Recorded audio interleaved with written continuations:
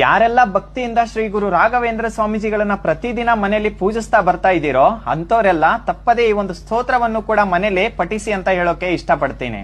ಯಾಕಂತ ಅಂದ್ರೆ ಈ ದಿವ್ಯವಾದ ಸ್ತೋತ್ರಕ್ಕೆ ತನ್ನದೇ ಆದಂತ ವಿಶೇಷವಾದಂತ ಶಕ್ತಿ ಇದೆ. ಕೆಲಸ ಎಲ್ಲ ಬಿಟ್ಟು ಈ ಸ್ತೋತ್ರವನ್ನೇ ಪಠಿಸುತ್ತಾ ಮನೇಲಿ ಕುತ್ಕೊಳ್ಳಿ ಅಂತ ನಾನು ಹೇಳ್ತಾ ಇಲ್ಲ. ಅಂದ್ರೆ ಮಾಡೋ ಕೆಲಸದಲ್ಲೇ ಆಗಿರ್ಬೋದು, ನೀವೇನೋ ಬಿಸ್ನೆಸ್ ಮಾಡ್ತಾ ಇದ್ದೀರಾ ಅದರಲ್ಲೂ ಕೂಡ ಯಶಸ್ಸು ಸಿಗ್ಬೇಕು, ನಿಮ್ಮ ಮನೆ ಪರಿಸ್ಥಿತಿ ಕೂಡ ಸರಿ ಹೋಗ್ಬೇಕು, ಮನೆ ಏಳಿಗೆ ಆಗ್ಬೇಕಂತ ಅಂದ್ರೆ ಈ ಒಂದು ಸ್ತೋತ್ರವನ್ನು ಸಹ ರಾಯರ ಮೇಲೆ ಭಕ್ತಿನ ಇಟ್ಟು ಈ ಒಂದು ಸ್ತೋತ್ರವನ್ನು ಸಹ ಪೂಜಾ ಸಮಯದಲ್ಲಿ ಪಠಿಸಿ ಅಂತ ಹೇಳಕ್ ಇಷ್ಟಪಡ್ತೀನಿ. ಆ ಸ್ತೋತ್ರ ಏನು ಅಂತ ಅಂದ್ರೆ, ಯೋ ಭಕ್ತಾಯಿ ಗುರು ರಾಘವೇಂದ್ರ ಚರಣ ದಂ ದಂ ಸ್ಮರಣ್ಯ ಪಠೇತ್ ಸ್ತೋತ್ರಂ ವಿದ್ಯಮಿದಂ ಸದಾ ನಹಿ ಭವೇತ್ ತಸ್ಯ ಸುಖಂ ಕಿಂಚನ ಕಿಂತ್ವಿಷ್ಟಾರ್ಥ ಸಮೃದ್ಧಿರೇವ ಕಮಲನಾಥ ಪ್ರಸಾದೋದಯಾತ್ ಕೀರ್ತಿದ್ರಿ ದಿಗ್ವಿತ ವಿಭೂತಿರತುಲ ಸಾಕ್ಷಿ ಅಯಾಸ್ತೋತ್ರ ಹಿ. ಅಂದ್ರೆ ಯಾರೆಲ್ಲ ಈ ಒಂದು ದಿವ್ಯವಾದ ಸ್ತೋತ್ರವನ್ನ ಭಕ್ತಿಯಿಂದ ಶ್ರೀ ಗುರುಗಳಾದ ಶ್ರೀ ಗುರು ರಾಘವೇಂದ್ರ